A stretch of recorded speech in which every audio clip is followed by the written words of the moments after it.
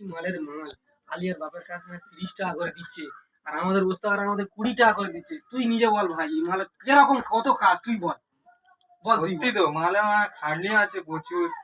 আর আলিয়ার বাপ 30 টাকা দিচ্ছে আর আমাদের ওস্তাদ 20 টাকা দিচ্ছে। তুই নিজে বল কত কাজ না, মালে খাটনিটা কি কি করে কম? হয়? ওদের ওস্তাদ একই মালের মাল 30 টাকা করে দিচ্ছে, আমাদের 20 টাকা করে দিচ্ছে।